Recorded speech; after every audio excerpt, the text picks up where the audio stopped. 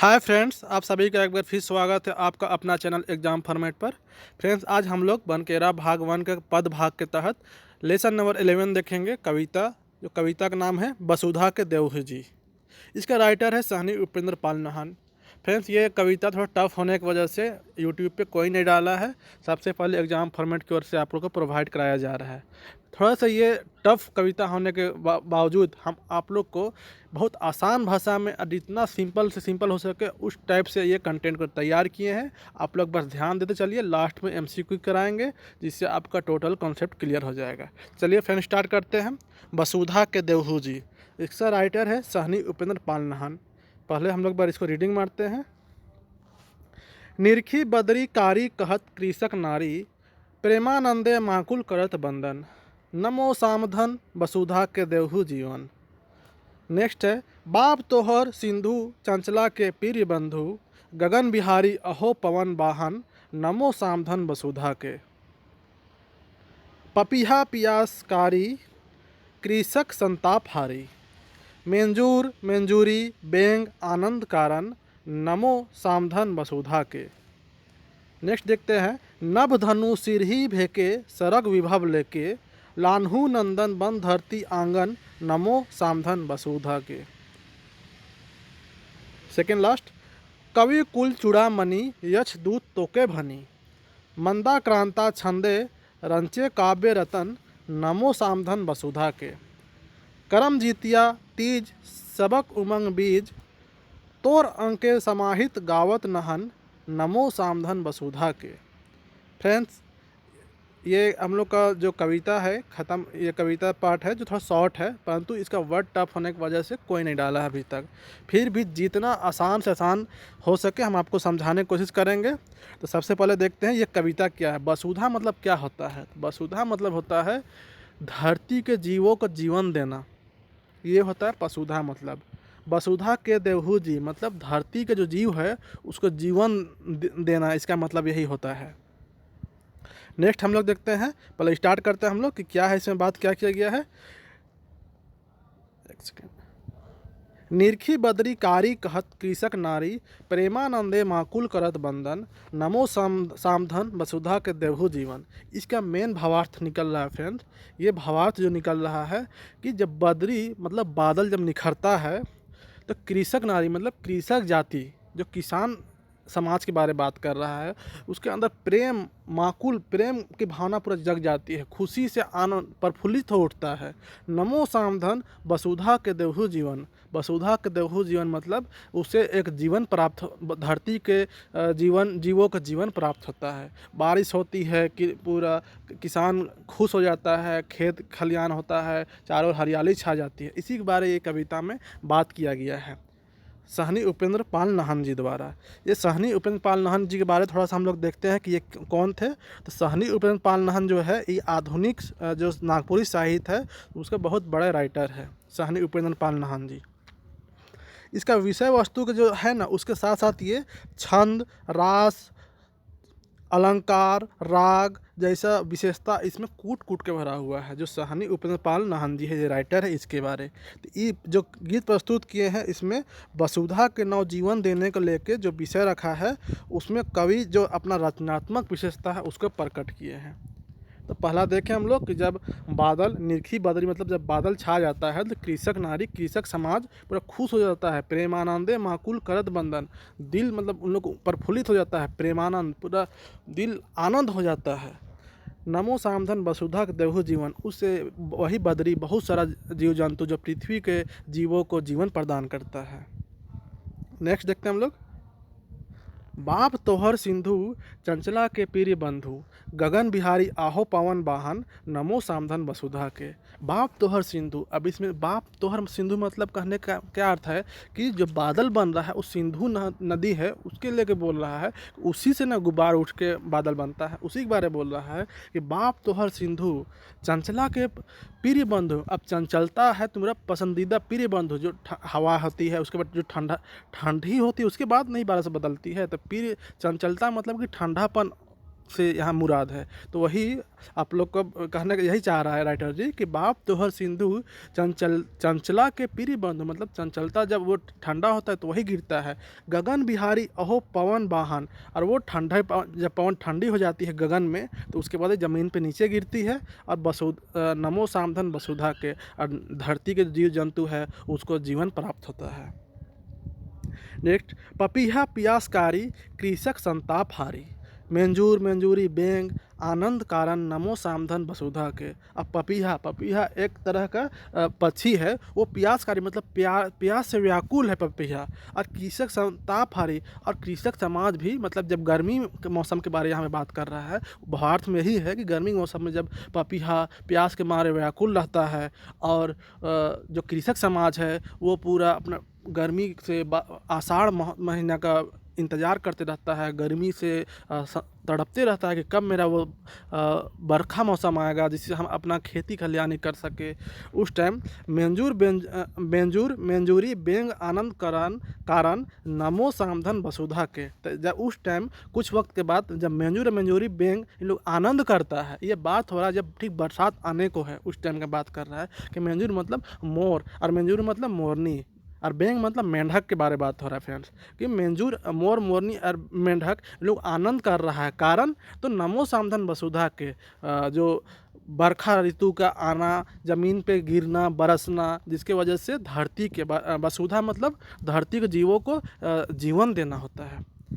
पपीहा प्यासकारी उस टाइम प्यासल रहता है, और आपका कृषक समाज भी चिंतित रहता है बारिश को लेके। और कुछ वक्त बाद जब मोर मोरनी और मेंढक ये सब खुशी से आनंद प्रफुल्लित हो जाते हैं तो पता चलता है कि बारिश होने को है। नेक्स्ट देखते हैं फ्रेंड्स, नभ धनु सिरही भेके सरग विभव लेके लान्हू नंदन बन धरती आंगन नमो सामधन वसुधा के। तो इसका कहने का अर्थ है फ्रेंड्स, यहाँ कहने का अर्थ है कि नभ धनु सिरही भेके सरग विभव लेके लान्हू नंदन बन धरती आंगन, इसको ध्यान दीजिएगा, नमो सामधन वसुधा के। जब नभ से जब बारिश अपना पूर्ण रूप में आ जाता है, जैसे जैसे बरखा ऋतु अपना रंग पकड़ता है तो पूरा वन धरती आंगन, मतलब एक लगता है धरती पूरा जंगल बन गया है, मतलब वन एक आंगन बन गया है पूरा जंगल का, चारों ओर हरियाली छा जाती है, उसके बारे यहाँ पे बताना चाह रहा है फ्रेंड्स।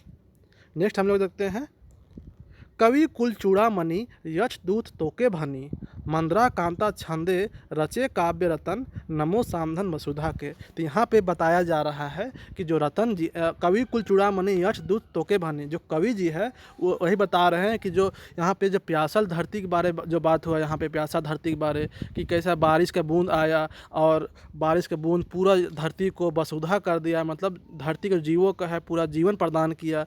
तो उसी को छंदे रचे काव्य रतन, जो रतन है, तो रतन कौन है, तो यहाँ पे साहनी उपेंद्र पाल नाहन के बारे बोल रहा है कि ये एक सेकेंड हम लोग देखते हैं यहाँ पे, हाँ, मंद्रा कांता छंदे रचे काव्य रतन, तो वो एक छंद के रूप में ये काव्य का रचना कर रहे हैं, इसके बारे में बताया जा रहा है कि जब यहाँ पे कवि कुल चूड़ामणि यश दूत तोके भनी मंद्रा कांता छंदे रचे काव्य रतन नमो सामधन वसुधा के, कि यहाँ पे जो कवि है, कवि जी वो धरती का जब आषाढ़ महीना में जब पूरा बारिश का फुहार पड़ने लगता है उस टाइम का खूबसूरती बयान कर रहा है कि चारों ओर हरियाली हो जाती है, उसी को छंद के रूप में एक काव्य के रूप में रचित करता है कवि जी।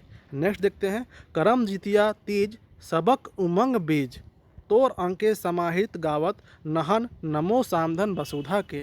अब यहाँ पे बोल रहा है कि जब ऐसा मौसम आ जाता है पूरा चारों ओर हरियाली छा जाती है, उस टाइम करम जीतिया तीज सबके उमंग बीज, मतलब बीज उमड़ता है, करम जीतिया तीज पर्व मनाया जाता है वही टाइम बरखा ऋतु में, कि उस टाइम ही जब पूरा चारों हरियाली छा जाती है, पूरा मौसम हरा भरा हो जाता है, प्यासा का पानी मिल जाता है, पूरा दुनिया एक वन की तरह, वन का जो जंगल का उसका आंगन की तरह दिखने लगता है, उस टाइम ही करम तीजिया तीज पर्व का उमंग उमड़ता है, बीज के रूप में प्रफुल्लित होता है कि करम तीजिया तीज मनाने का दौर आ जाता है। उसी के बारे फिर बोल रहा है कि नहान मतलब साहनी उपेंद्र पाल नाहन जी इसको एक कविता के अंग के रूप में इसको गा रहे हैं और बता रहे हैं कि नमो सामधन वसुधा के, कि किस तरह बरखा ऋतु धरती के जीवों को जीवन प्रदान करते हैं। तो इसका यही भावार्थ हुआ फ्रेंड्स कि ये जो टोटल एक मोटा मोटी भावार्थ देखिएगा तो यहाँ पे जो है भावार्थ इसमें क्या बात किया गया है कि जो उपेंद्र पाल नाहन जी है ये एक आधुनिक कवि थे, समझ रहे हैं ना। इनका जो राग रस छंद अलंकार का एक यहाँ पे उत्कृष्ट उदाहरण दिया गया है इसमें।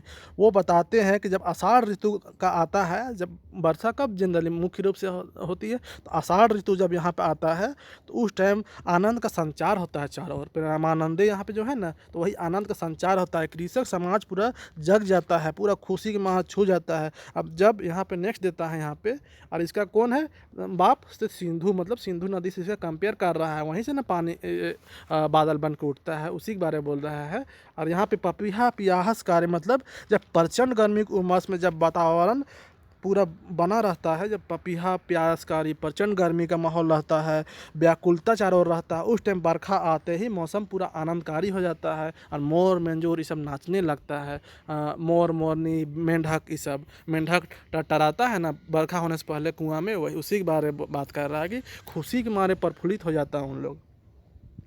फिर आगे बोलता है यहाँ पे कि जब मानसून बादल का और रिमझिम जो फुहार आता है तो उस टाइम चारों ओर हरा भरा हो जाता है और धरती लगता है कि पूरा वन बन गया है, पूरा वन बन गया है, मतलब जंगल का आंगन बन गया पूरा धरती, उसी में पूरा उग जाता है सारा चीज़ हरा भरा, वही उसी के बारे में बात यहाँ कर रहा है।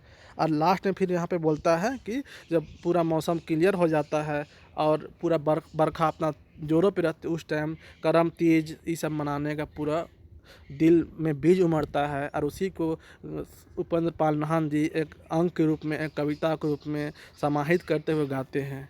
अब कि बताते हैं कि किस तरह वसुधा मतलब अर्थात धरती के जीवों को किस तरह जीवन प्रदान होता है।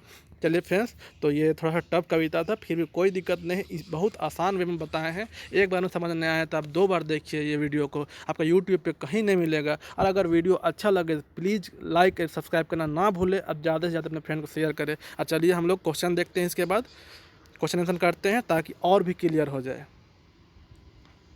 चलिए हम लोग पहला क्वेश्चन देखते हैं कि वसुधा के देवहू जी कविता का संकलन करल जाए हैं। अब आप लोग बोलिएगा कि हमेशा ऐसा क्वेश्चन रहता है, तो बिल्कुल यही क्वेश्चन है, रहेगा ही फ्रेंड्स, इसीलिए कराते हैं ताकि आपसे एक भी मिस्टेक ना हो। आपका सीजीएल इस बार हर हाल में पार करना है तो करना है। आप ठान लीजिए कि सीजीएल मेरे से बढ़ कर नहीं है, पूछ जैसे सी तू कहाँ से पूछता है, हम ऐसा तैयारी करके जाएंगे। आप में ऐसा जोश लेकर रहिए।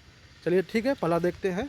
वसुधा के देवहू जी कविता का संकलन करल जाए, कहाँ किया गया है? बनकेरा वन में, बनफुल वन में, अंगना में या सौर में, किसमें किया गया है? तो बनकेरा वन में किया गया है। नेक्स्ट क्वेश्चन देखते हैं फ्रेंड्स। वसुधा के देवहू जी कविता केकर कृति लागे, किसका रचयिता कौन है इसका? तो डॉक्टर बीपी केसरी है, सहनी उपेंद्र पाल नाहन, नईमुद्दीन मीरदहा या सौभे, तो कौन है? तो सहनी उपेंद्र पाल नाहन जी है। नेक्स्ट क्वेश्चन हम लोग देखते हैं। पपीहा पियासकारी कृषक संताप हारी, मेंजूर मेंजूरी बेंग आनंद कारण, नमो सामधन वसुधा के कौन कविता कर पद लगे, ये कौन कविता से है? तो वसुधा के देवहू जी से है, या राम रघुवरे से है, या मनमोहनी से है, या गणेश वंदना से? किससे है? वसुधा के देवहू जी से है। ठीक है, नेक्स्ट देखते हैं फ्रेंड्स।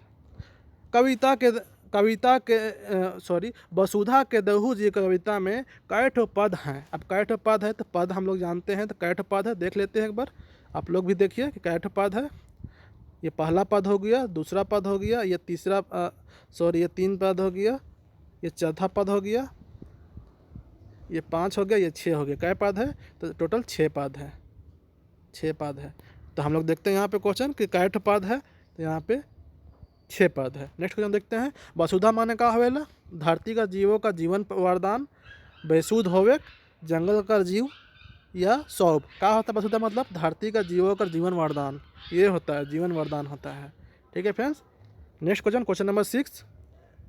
का होले कृषक समाज आनंद से भर जाएला? का होता है जो कृषक समाज, जो कविता में आया है ना कृषक समाज के बारे में बात, तो का होता है? तो बरखा आले, जेठ मास आले, या सियार गगाले, या क्यों नहीं? तो का होता है? तो बरखा ऋतु आने से कृषक समाज प्रफुल्लित हो उठता है।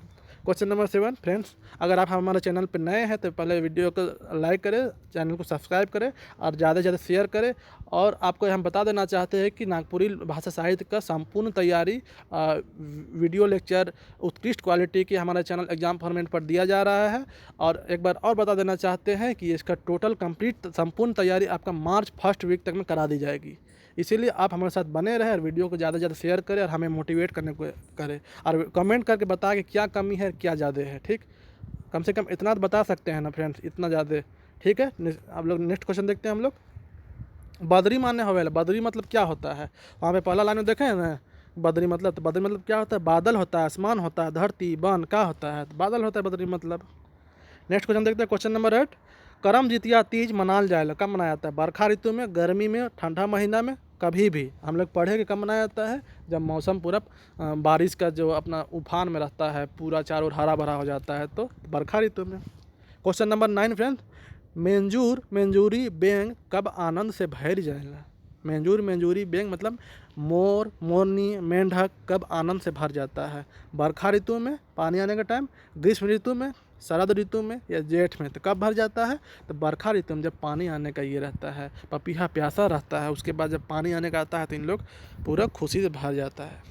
क्वेश्चन नंबर 10 देखते हैं फ्रेंड्स। वसुधा के देवहू जी कविता में पपीहा का कर चलते व्याकुल रहेला। फ्रेंड्स ये व्याकुल है, हाँ ध्यान दीजिएगा, व्याकुल है। का चलते? प्यास कर चलते, भूख कर चलते, दर्द कर चलते या ठंडा चलते। काहे बस जो पपीहा, पपीहा क्या है? पपीहा एक चिड़िया का नाम है, एक पपीहा, जो पपीहा, तो ये क्या है, क्यों व्याकुल रहता है? तो प्यास की वजह से, भूख की वजह से, दर्द की वजह से, तो ये प्यास की वजह से रहता है। क्वेश्चन नंबर 11 देखते हैं। बाप तोहर सिंधु चंचला के प्रिय बंधु कविता पद में सिंधु केकर बाप कहल जाएला? बरखा पानी कर, वन कर, किसान कर या सब कर, तो किसका? बरखा पानी का बोला गया है। ठीक, क्वेश्चन नंबर 12 और लास्ट है। हेठे दिल में कौन सहनी उपदन पाल नहन का कृति लागे? क्वेश्चन ऐसा भी रहेगा। क्वेश्चन ऑप्शन क्या है? संघे चलब, बसंत, वसुधा के देवहू जी और अनमोल। तो कौन इसका राइटर है सहनी उपेंद्र पाल नाहन जी का? इसे कमेंट सेक्शन में बताइएगा कि कौन इसका कृति कौन है उपेंद्र पाल नाहन जी का। तो आप कमेंट सेक्शन में बताइएगा फ्रेंड्स। और आपसे कहना चाहते हैं कि आप लोग बिल्कुल लाइक सब्सक्राइब नहीं कर रहे फ्रेंड्स, शेयर करिए यार, इतना मेहनत कर रहे हैं आप लोग के लिए। लाइक सब्सक्राइब शेयर करिए ताकि मोटिवेट होंगे। तो हम भी तो चाहेंगे यार कि आप लोग के लिए एक से एक क्वेश्चन लेकर आए, ताकि एग्जाम में डायरेक्ट आप लोग को मेहनत ना करने। समझ में आ रहा है ना कि अप्रैल फर्स्ट वीक में जैसे बोल दिया है कि एग्ज़ाम होगा, अगर नियमावली में कोई अड़चन नहीं होगा तो। पता है ना आप लोग को, अब अप्रैल फर्स्ट वीक, आप जान रहे हैं कि कितना वाइड सिलेबस है नागपुरी का। आप लोग को पता ही होगा कि लोक साहित्य 2 लेक्चर के बाद स्टार्ट करेंगे, उस टाइम देखिए कितना वाइड सिलेबस है। लेकिन लोक साहित्य का भी ऐसा अंग को तोड़ेंगे ना हम लोग कि वहाँ से भी कहीं से भी क्वेश्चन पूछेगा तो नहीं छूटेगा। फिर भी आप लोग को तो मेहनत करना पड़ेगा, और हम तो कर ही रहे आप लोग की मेहनत। अब उसके लिए आपको क्या करना पड़ेगा? हमको मोटिवेट करिए, लाइक सब्सक्राइब शेयर करिए। चलिए फ्रेंड्स, इसी के साथ ये लेक्चर ख़त्म करते हैं। जय जोहार, जय झारखंड।